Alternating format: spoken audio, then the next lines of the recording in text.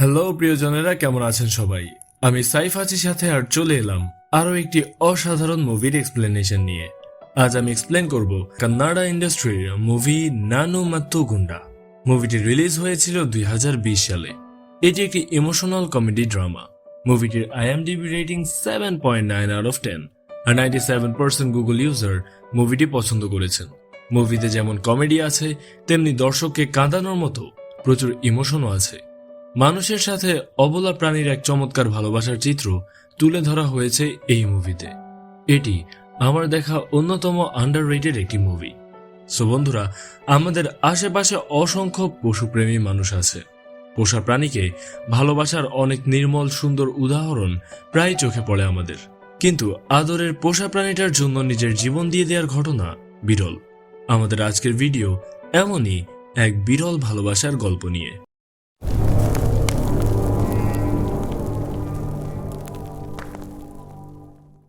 মুভির শুরুতেই আমরা এই মুভির প্রধান চরিত্র অটো ড্রাইভার সত্যিয়াকে দেখতে পাই। সত্যিয়া অনেক সরল মনের একজন মানুষ। সত্যিয়া অটো স্ট্যান্ডে যাত্রীর জন্য অপেক্ষা করছিল। যাত্রী না থাকার কারণে সে অটো স্টার্ট করতে পারছিল না। তখন একজন ট্রান্সজেন্ডার এসে ডেকে ডেকে যাত্রী নিয়ে অটো ভরিয়ে দেয়। এরপর সত্যিয়া তার যাত্রীদের নিয়ে গন্তব্যের উদ্দেশ্যে রওনা হয়। অটো থেকে নামার পর ওই ট্রান্স সত্যিয়াকে ভাড়া দিতে চাইলে সত্যিয়া তার কাছ থেকে কোনো ভাড়া নেয় না, উল্টো তাকে কিছু বকশিশ দেয়, কারণ তার কারণেই সে এতগুলো যাত্রী পেয়েছে। এরপর সিন শিফট হয়। এইখানে আমরা সত্যিয়ার স্ত্রী কাবিতাকে দেখতে পাই। কবিতার সত্যিয়ার বিয়ের অনেকদিন পেরিয়ে গেলেও তাদের কোনো সন্তান হচ্ছিল না, তাই কবিতা সন্তান প্রাপ্তির জন্য মন্দিরে গিয়ে প্রার্থনা করছিল। সত্যিয়াও মন্দিরে যায় কবিতার সাথে প্রার্থনা করতে। স্ত্রী কবিতাকে নিয়ে সুখের সংসার সত্যিয়ার, কিন্তু সত্যিয়ার একটা বাজে অভ্যাস আছে। যা কিছু ঘটে যাক না কেন, রাতের বেলা মদ পান করতে ভোলে না সে। সারাদিন অটো চালানোর পর রাতের বেলা মদ পান করে মাতাল হয়ে বাড়ি ফেরে সত্যিয়া। কিন্তু যতই মাতাল হোক না কেন, বাড়ির রাস্তা সে ভোলে না কখনো। কোনো রকম অটো চালিয়ে ঠিকই বাড়ি পৌঁছায়। এই বাজে অভ্যাসের কারণে প্রতিদিনই কবিতা সত্যিয়ার উপর রাগারাগি করে, কিন্তু সত্যিয়া তার এই বাজে অভ্যাস কিছুতেই ছাড়ে না। প্রতিদিনের মতো সত্যিয়া মাতাল অবস্থায় বাড়ি ফিরছিল। পথে হঠাৎ কিছু একটা তার সামনে চলে আসে। সে অটো থামিয়ে চেক করে, কিন্তু কিছুই দেখতে পায় না। তাই আবার অটো স্টার্ট করে বাড়িতে চলে আসে। বাড়িতে পৌঁছানোর পর সত্যিয়া দেখে তার অটোতে একটা কুকুরের বাচ্চা বসে আছে। সত্যিয়া যখন রাস্তায় অটো থামিয়েছিল, তখন বাচ্চারা সত্যিয়ার অটোতে উঠেছিল। নেশাগ্রস্ত অবস্থায় সত্যিয়া কুকুরটাকে বাড়ির ভেতরে নিয়ে যায়। কুকুরটাকে দেখে কবিতা অনেক রেগে যায়। সে সত্যিয়াকে বলে দ্রুত কুকুরটাকে বাইরে রেখে আসতে, কিন্তু সত্যিয়া সেটা না করে উল্টো কুকুরটাকে জড়িয়ে ধরে শুয়ে পড়ে। মাতাল অবস্থায় অনেক রাত পর্যন্ত কুকুরের সাথে গল্প করে। এক সময় কুকুরটাকে জড়িয়ে ধরেই সে ঘুমিয়ে পড়ে। সকালে ঘুম ভাঙার পর রাতের ঘটনা কিছুই মনে পড়ে না সত্যিয়ার। কুকুরটা রুমের ভেতরেই টয়লেট করে রুম নোংরা করে ফেলেছে। তাই কবিতা সত্যিয়াকে অনেক বকাঝোকা করে আর কুকুরটাকে বাইরে রেখে আসতে বলে। কিন্তু কুকুরটাকে দেখে অনেক মায়া হয় সত্যিয়ার, তাই সে কুকুরের জন্য কিছুটা খাবার চায় কবিতার কাছে। কবিতা এত বেশি রেগেছিল যে কুকুরকে তো খাবার দেয়ই না, সেই সাথে সত্যিয়াকেও খেতে দেয় না। তাই সত্যিয়া দোকান থেকে বিস্কিট কিনে কুকুরটাকে খাওয়ায়। এরপর দোকানের পাশের একটা জায়গায় কুকুরটাকে রেখে বাসায় ফিরে যায়, কিন্তু কুকুরটা সত্যিয়ার পিছে পিছে আবারও সত্যিয়ার বাসায় চলে আসে। এরপর সত্যিয়া অনেকবার কুকুরটাকে বিভিন্ন জায়গায় রেখে এসেছিল, কিন্তু প্রতিবারই কোনো না কোনোভাবে কুকুরটা ঠিকই সত্যিয়ার কাছে ফিরে আসে। অনেক চেষ্টা করেও সে কুকুরটাকে পিছু ছাড়াতে পারে না। এরপর একদিন বরাবরের মতো সত্যিয়া যখন কুকুরটাকে দূরে কোথাও রেখে আসতে যাচ্ছিল, তখন সত্যিয়ার এক বন্ধু দেখে বলে, তুমি এতটা নির্দয় হলে কিভাবে?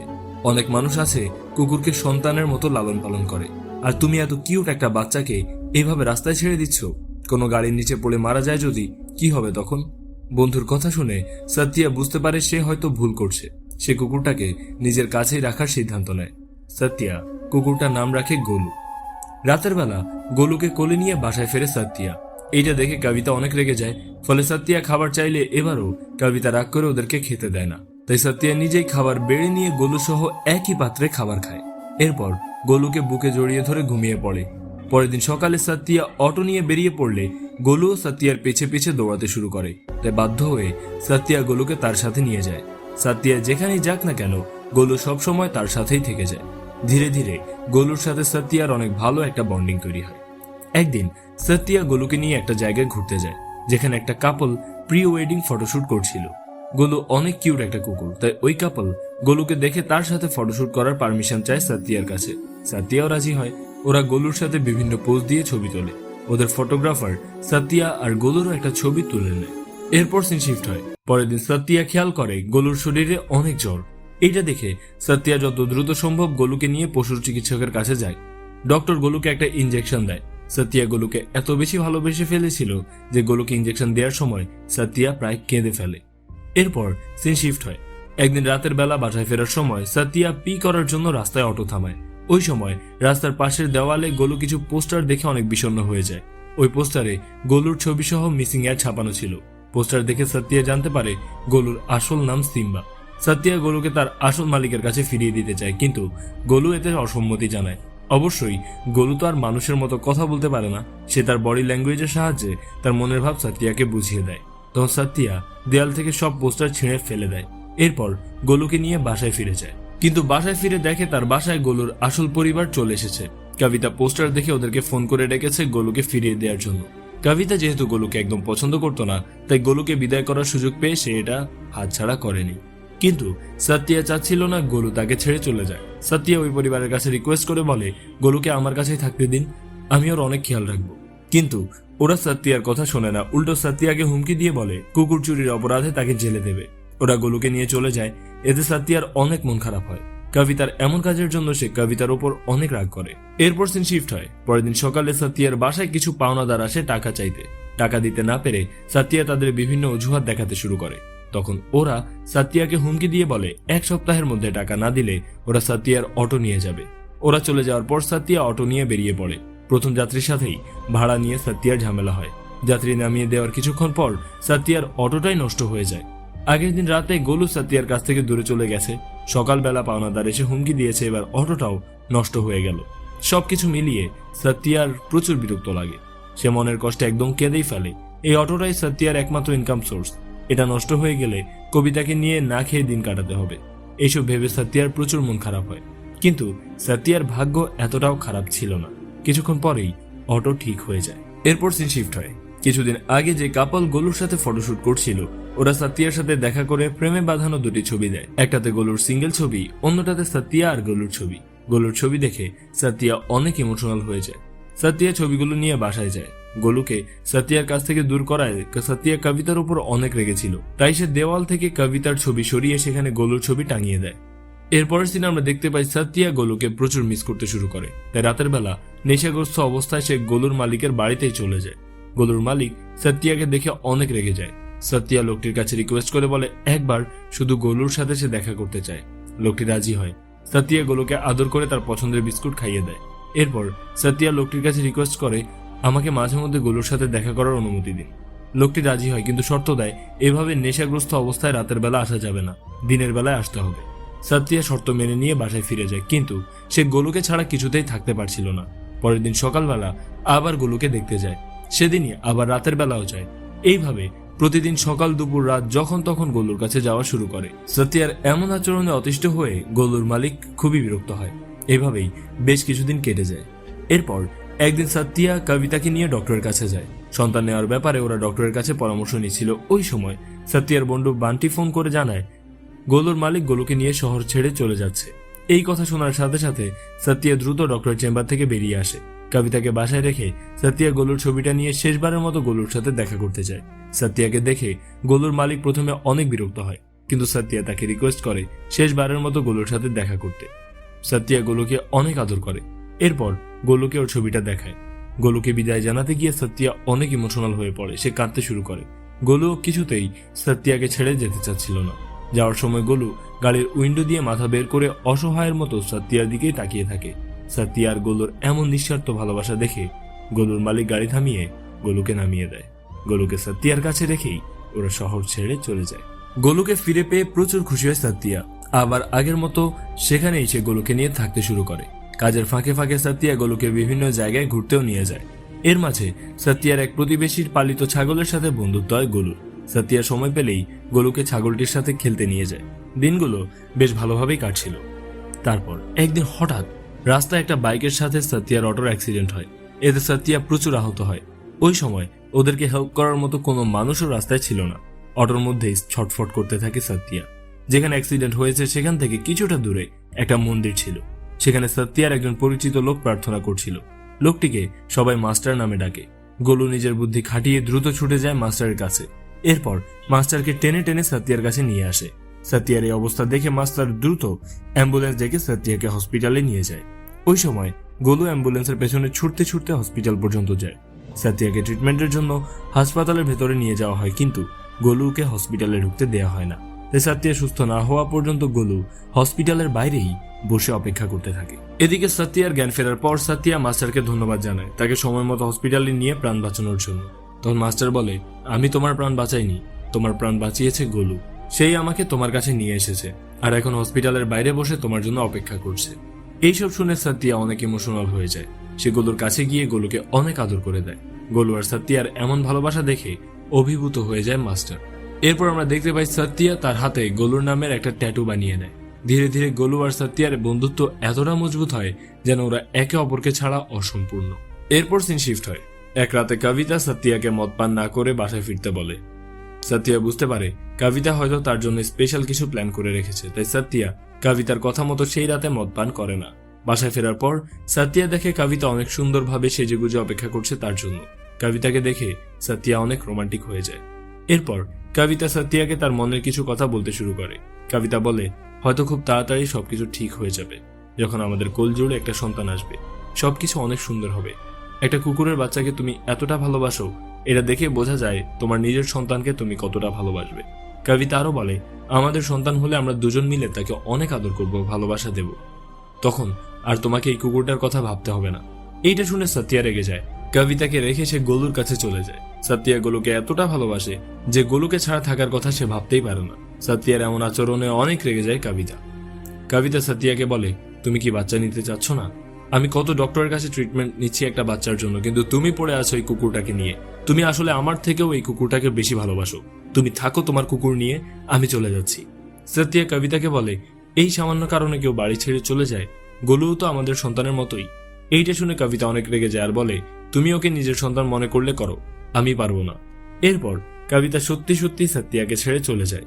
সত্যি আর গোলু দুজনই কবিতাকে আটকানোর চেষ্টা করে, কিন্তু কবিতা কারো কথাই শোনে না। এদিকে কবিতা এভাবে চলে যাওয়াতে গোলু অনেক কষ্ট পায়। সারা রাত সে বাড়ির বাইরে দাঁড়িয়ে বৃষ্টিতে ভিজতে থাকে। সত্যিয়া গোলুকে বোঝায় কবিতা রাগ করে চলে গেছে, রাগ কমলে আবার ফিরে আসবে। কিন্তু কবিতাকে ছাড়া গোলু কিছুতেই বাসার ভেতরে যেতে রাজি হয় না। তখন সত্যিয়া তার বন্ধু বান্টিকে ফোন করে কবিতার নাম নিয়ে কথা বলে, মানে সত্যিয়া গোলুকে বোঝায় সে কবিতার সাথে কথা বলছে। এরপর সত্যিয়া গোলুকে মিথ্যা বলে যে কবিতায় বাসায় ফিরে আসার জন্য রাজি হয়েছে, সন্ধ্যার মধ্যেই চলে আসবে। এইটা শোনার পর গোলু বাসার ভেতরে ঢুকতে রাজি হয়। এরপর সিন শিফট হয়। এইখানে আমরা দেখতে পাই কবিতা রাগ করে তার বাবার বাড়িতে চলে এসেছে। এরকম সামান্য একটা কারণে সত্যিয়াকে ছেড়ে চলে আসায় কবিতার মা অনেক রাগ করে। কবিতার মা বাবা কবিতাকে বোঝায় যে এত সামান্য কারণে বাড়ি ছেড়ে চলে আসা তার উচিত হয়নি। কবিতা ওদের কথায় গুরুত্ব না দিয়ে বলে, আমি যা করেছি একদম ঠিক করেছি। এরপর কবিতার ভাই এসে কবিতাকে বোঝায় আর কবিতাকে বাসায় রেখে আসতে চায়। তখন কবিতা তার ভাইকে রাতের ঘটনা খুলে বলে। সবকিছু শোনার পর কবিতার ভাই বলে, ওই কুকুরের ব্যবস্থা আমি করব। এরপর কবিতার ভাই একজন লোকাল গুন্ডাকে ভাড়া করে গোলুকে ধরার জন্য। ওই গুন্ডা তার দুজন সাথীকে নিয়ে গোলুকে ধরতে বেরিয়ে পড়ে। ওরা অনেক চেষ্টা করেও গোলুকে ধরতে পারে না। যতবারই ওরা গোলুকে ধরার চেষ্টা করে গোলু ওদের ফাঁকি দিয়ে পালিয়ে যায়। গোলুকে ধরতে গিয়ে ওদের নাজেহাল অবস্থা। ওরা গোলুকে ধরার জন্য নতুন নতুন প্ল্যান তৈরি করতে থাকে। এর মাঝে একদিন সত্যিয়া গোলুকে সাথে নিয়ে তার প্রতিবেশীর বাসায় পুজোর দাওয়াত খেতে যায়। সেখানে সবাই মজা করে খেলেও গোলু কিছুই খায় না, কারণ পুজোর জন্য সেই ছাগলটাকে জবাই করা হয়েছে যার সাথে গোলু খেলা করত। ছাগলের চামড়া দেখেই গোলু চিনতে পারে এটা তার বন্ধু, তাই সে তার বন্ধুর মাংস খেতে পারেনি। ওই ঘটনার পর গোলু আরো বেশি বিষণ্ণ হয়ে যায়। রাতের বেলা গোলু ইচ্ছাকৃতভাবেই ওই গুন্ডাদের কাছে ধরা দেয়। গোলু এই কাজটা কেন করেছে এটা আমি ঠিক বুঝতে পারিনি। হয়তো কবিতার কাছে পৌঁছানোর জন্য এমনটা করেছে, অথবা একের পর এক এতগুলো কষ্ট পেয়ে সে ডিপ্রেসড হয়ে গিয়েছিল।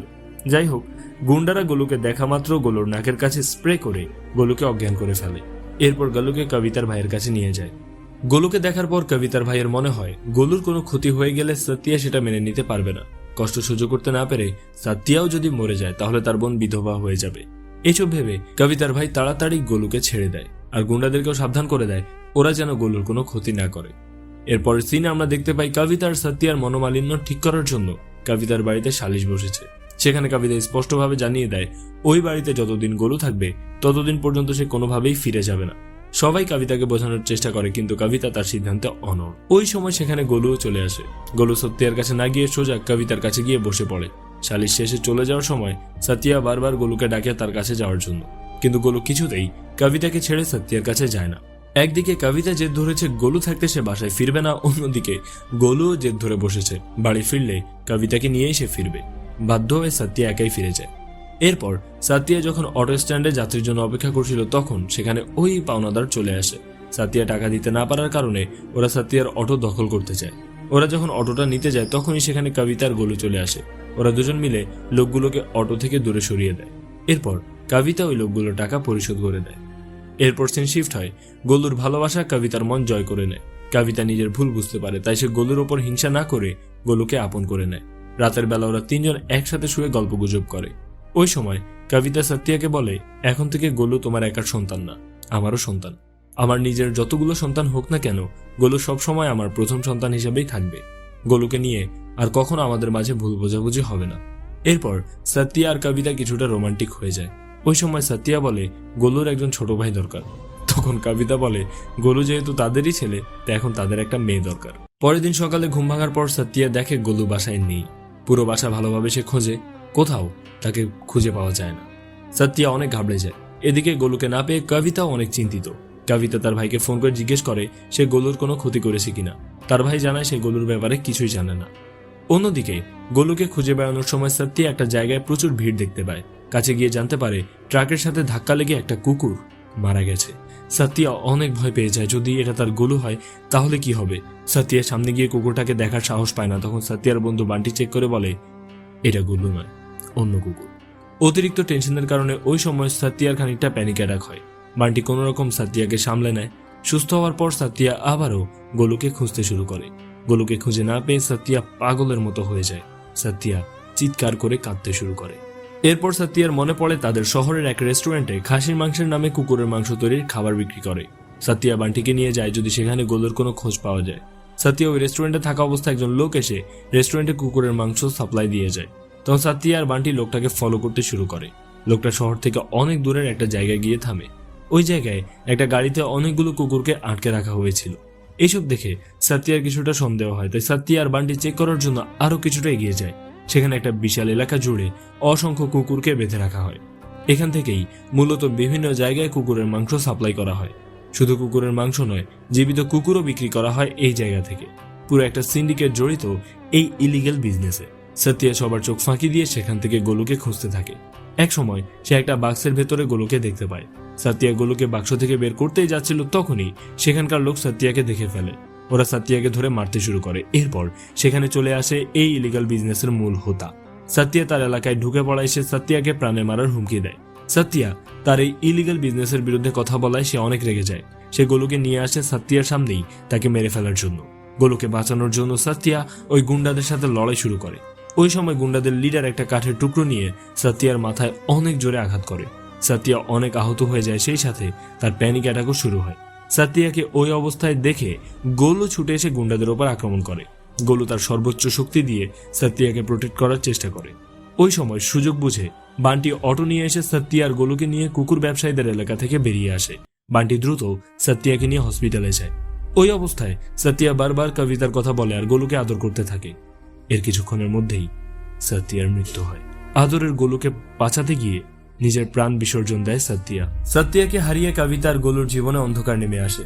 সত্যিয়ার মৃত্যুর পর প্রেগন্যান্ট কবিতা কোন রকম নিজেকে সামলে নেয়, কিন্তু অবলা প্রাণী গোলু নিজেকে সামলাতে পারে না। গোলু কিছুতেই সত্যিয়ার অনুপস্থিতি মেনে নিতে পারে না। সে বেশিরভাগ সময়ই সত্যিয়ার কবরের উপর শুয়ে শুয়েই কাটিয়ে দেয়। সত্যিয়া গোলুকে নিয়ে যে জায়গায় ঘুরতে গিয়েছিল, গোলু একা একা সেই সব জায়গায় ছুটে বেড়ায় আর সত্যিয়াকে স্মরণ করে। দিনের পর দিন, মাসের পর মাস পেরিয়ে যায়, কিন্তু গোলু সত্যিয়ার সাথে তার কবরের পাশেই থাকে। তার চলে যাওয়াটা কোনোভাবেই সে মানতে পারে না। সে সত্যিয়ার কবরের পাশে বসে অপেক্ষা করতেই থাকে, হয়তো সত্যিয়া ফিরে আসবে একদিন তার কাছে, আবারও বুকে জড়িয়ে ধরবে তাকে। এইভাবে পুরো 7 মাস কেটে যায়। এরপর একদিন গোলু নিজের অবচেতন মনে সত্যিয়ার আওয়াজ শুনতে পায়। সেই আওয়াজ গোলুকে সত্যিয়ার বাড়িতে ফিরিয়ে নিয়ে আসে। এতদিন পর গোলুকে দেখে কবিতা অনেক খুশি হয়ে যায়। ওই সময় কবিতার পেটের সন্তানের মাঝে গোলু সত্যিয়ার ছায়া দেখতে পায়। কবিতার পেটে স্পর্শ করে গোলু সত্যিয়াকে জড়িয়ে ধরার সেই অনুভূতি পায়। মুভিটি এইখানেই শেষ হয়। তো বন্ধুরা, এই ছিল আমাদের আজকের মুভির কাহিনী। যদি ভিডিওটি ভালো লাগে তাহলে লাইক করুন এবং শেয়ার করুন আপনার বন্ধুদের সাথে, আর অবশ্যই কমেন্টে জানান আপনার মতামত। আপনাদের সাথে আমি ছিলাম সাইফ। সাবস্ক্রাইব করুন সিনেম্যাক্স বিডি। আর আমি আজকে বিদায় নিচ্ছি, কিন্তু আবার দেখা হবে অন্য কোনো দিন অন্য কোনো মুভি দেখতে দেখতে। ততক্ষণ পর্যন্ত প্রিয়জনের খেয়াল রাখুন।